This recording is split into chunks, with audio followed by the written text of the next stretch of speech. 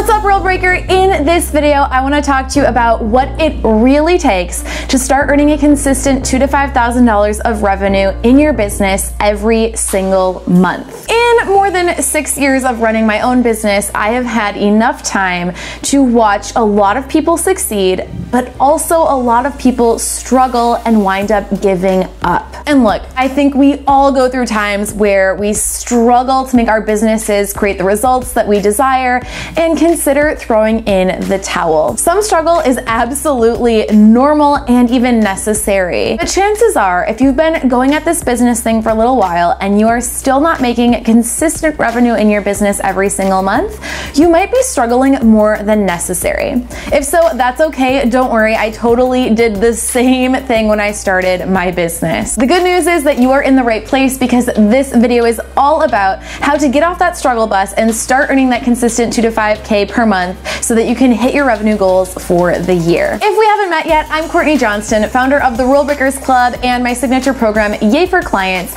which is an 8-week program where I teach you how to create, package, and launch signature services that your ideal clients are craving. For 6 years now, I've been working with entrepreneurs just like you to help you to connect with your ideal clients and create products and services that they are craving. For a long time now, I have been obsessed with psychology, language, and selling, especially as it relates to female entrepreneurs. When I started my business as a copywriter back in 2012, it was my job to write compelling about pages, work with me pages, and other website copy that would make your target clients want to buy from you and hire you for your services. Now, I could talk about this point all day, but for the purposes of this video and keeping things short, I want you to know that what I realized through working with dozens and dozens of clients is that they were hiring me for the wrong reason.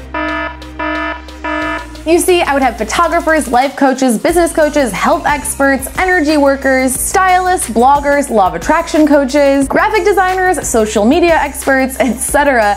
come to me for help on writing their work with me pages, and we would end up spending the majority of our time rejiggering their service packages. My clients were all amazing people who were awesome at what they did, but they really had no idea how to package up their services in a way that would make their clients want to buy them. Long story short, what I realized is that if you are not earning a consistent $2,000 to $5,000 a month from your business, I can all but guarantee that you need to rework your services. That's where the problem lies. If you're not sure if this applies to you, let me know if you resonate with any of the following. Do you feel like you have to say yes to every client who comes into your inbox because you're desperate to make ends meet? Because of that, do you find yourself saying yes to working with clients who aren't exactly your ideal target client? Are you customizing proposals for each client? And when all is said and done, are you afraid to look at how much money you made per hour because you know that it's going to be less than minimum wage? Do you feel like you have to compete on price because you don't have the credibility in order to charge higher prices? Now, if you said yes to any of those questions or statements,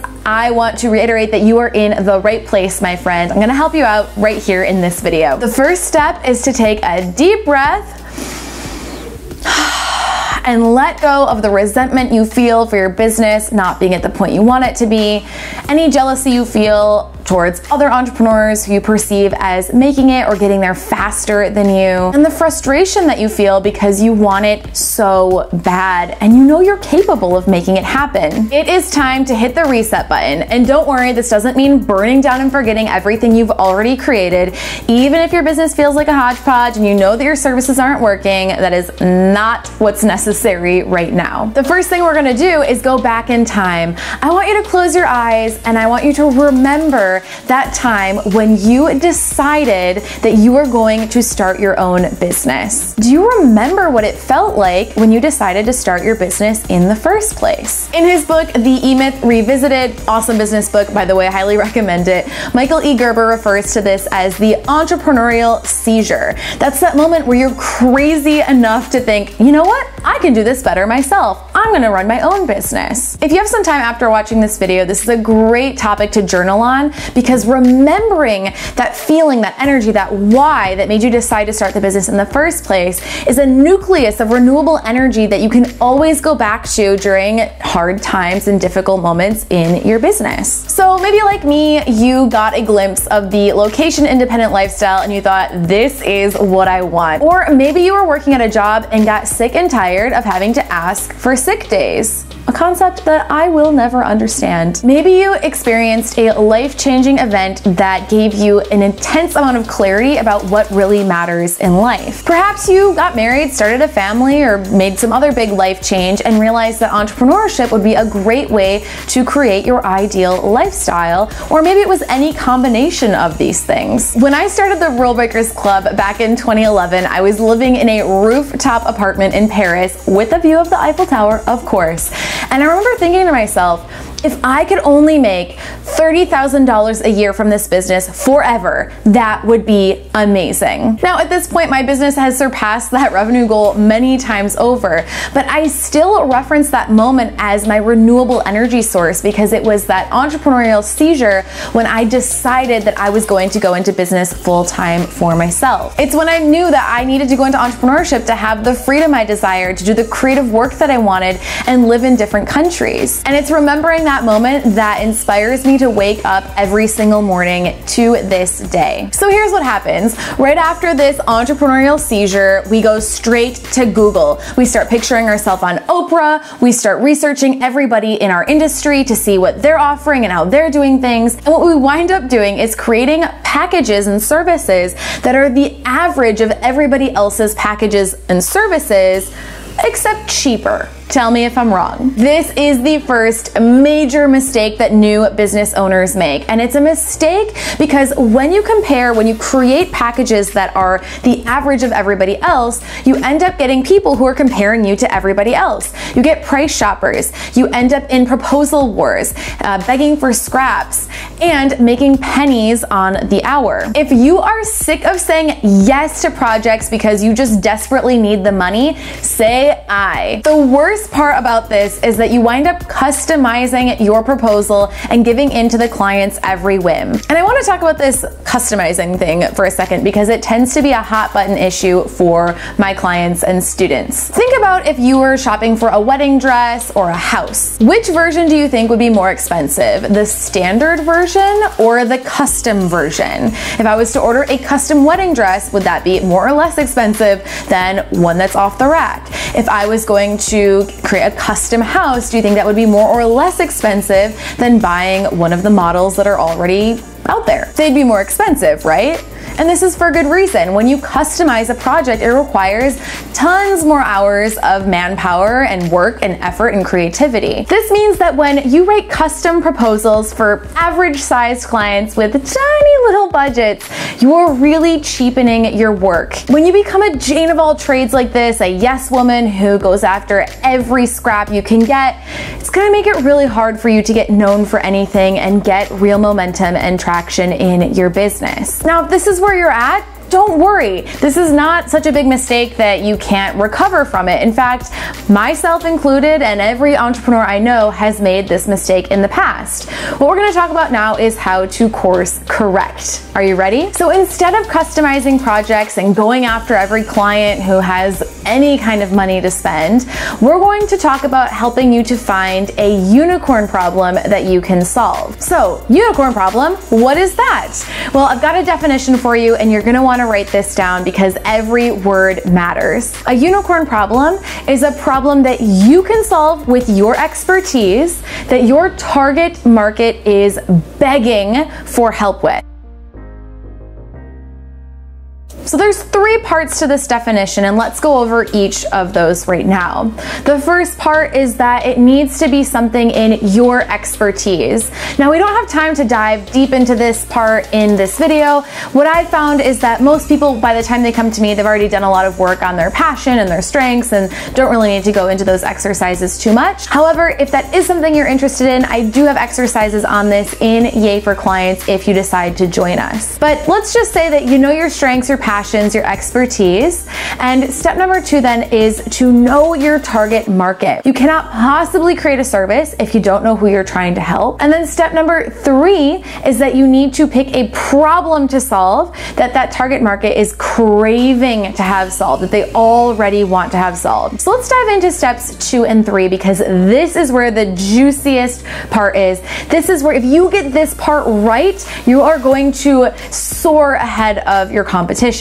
All right, so step 2 is knowing your target market. So how do you do that? There is no shortage of ideal client avatars and profiles and exercises out there. And the truth is, I really hate all of them. Don't get me wrong, I think the intention of these exercises is in the right place. I just find it really difficult to create or invent an avatar of someone, and I find it kind of silly when there's plenty of real people out there who could serve the place of my avatar, and that's what I like to call your muses. So the exercise I want to propose to you instead, and I think you're going to love it, is called Getting to Know Your Muses. So who are your muses? Your muses are real, live human beings, actual people who you can talk to and hug, and they're people who have problems that you can solve with your expertise. They're the people you most want to help. For example, if you're a life coach, you might have had a past client or colleague who is really dispassionate about her life and career, but couldn't seem to get out of her rut. And that person might be a muse for you. If you're a graphic designer, it might be a coffee shop owner you used to work for as a barista who's making her own graphics in Word or Canva or something, and you just know that she could be growing her business faster if she had a more professional looking brand. If you're a bookkeeper, it might be a past college roommate you had who has a successful Etsy shop now, but doesn't know the first thing about doing her profit and loss statements. I'd love for you to write down on a piece of paper right now 3 people who come to mind who might be good muses for you. There's no right or wrong here. Just write the first few people who come to mind. It doesn't mean you have to talk to them or anything like that. And I always recommend that you have at least 3 muses before creating any product or service. Because if you don't know at least 3 people who need what you're trying to create, it's going to be impossible to create something that people already want and are craving, hint, hint. If you do want to create a business doing something and you don't know any muses, that's a big red flag. And what it means is you need to go out there and meet some people, because otherwise you will be creating your business in a vacuum, which isn't gonna work. So that brings us to step number 3, which is picking that problem to solve that your muses are already craving to have solved. This requires really getting to know your muses. And in Yay for Clients, again, I teach 3 extensive exercises that you can do to really crawl inside of their heads and get at that language and emotions and things that will resonate with them and make them say, how did you read my mind? How did you know that I was thinking that? But for now, for the sake of this video, I'm gonna give you one of those exercises because it's one that you can actually do at home today before the end of the day if you just block out a little bit of time. I call this exercise the empathy journal. And I call it this because what you're gonna do is you're gonna think of one of your muses, you're gonna step into their skin, and you're gonna write a journal entry as that person. And as you write this journal entry, what I want you to focus on most is trying to come up with this person's frustrations and their desires. You want to be really getting at the core frustrations and core desires that this person has. So the tools that you're going to need for this exercise are just a piece of paper and a pen and yourself. And the way we're going to do this is once you have your piece of paper, I want you to write the name of the muse that you want to do the exercise for on the top of the paper. If you have more than one muse, that's great. Just pick one, pick the most fun or easiest or the one you like the most, and let's get started. So I want you to close your eyes and I want you to imagine that you are this person, this muse that you picked. And I want you to tell me, what is it, the first thought that passes your mind when you wake up in the morning? Is it a frustration? Is it excitement? What is that thought that passes through your mind? And what I want you to do now is I want you to write down that thought on the piece of paper that you have in front of you. What you're gonna do once this video is over pretty soon here is you're going to spend 5 more minutes journaling as this muse. And I want you to focus on the following types of questions, and you can invent your own. There's no right or wrong way of doing this exercise. So what is this person thinking about as they get ready for their day in the morning? Are they frustrated? Are they rushed? Do they feel like they don't wanna get out of bed? bed? Do they feel excited for their day? Remember, frustrations and desires are what are most important here. What are the thoughts that go through this person's head as they go through their day? Try to think of specific instances through their day and the thoughts, frustrations, and desires that would be going through their head. What thoughts keep this person up awake at night? What is the frustration that they have? So just write down those questions for now, and then you'll have some time after this video to do a journal exercise as this person. Right now though, what I'd love for you to do is I'd love for you to leave a comment below this video and let me know what has been your biggest takeaway from this video. I really want to know. I want to see what you have to say. I'm excited to see. Everyone's going to have different things that really struck a chord with them. And of course, there's so much more we need to chat about. And in the next video that's coming up, I'm going to talk to you about how to become a client magnet. So once we've done the foundational work, then we get to talk about, okay, how do we get some paying clients coming to you? And this is the juicy topic that everybody gets really excited about. And I cannot wait to share my secrets with you. Of course, it would also mean the world to me if you would share this training with your entrepreneur friends. It is my mission to help as many solopreneurs as possible to start earning a full-time income from their businesses. So if you have any good entrepreneur buddies or freelancer friends who you know would like to get some more clients and make some more money consistently from their businesses, don't leave them hanging. Sharing this training is an awesome way to support your friends' businesses. And honestly, the more of us who can reach success doing what we love for a living, the better. I can't wait to read all of your comments from this video below, and I will be sending you an email with the link for video 2 very soon. So wow, you made it all the way to the end of the video. You're the best. Thank you so much for watching. It has been pure joy to deliver this training to you. And I'll see you in the next lesson where we're going to talk about getting some clients coming your way. I'll see you soon. Bye.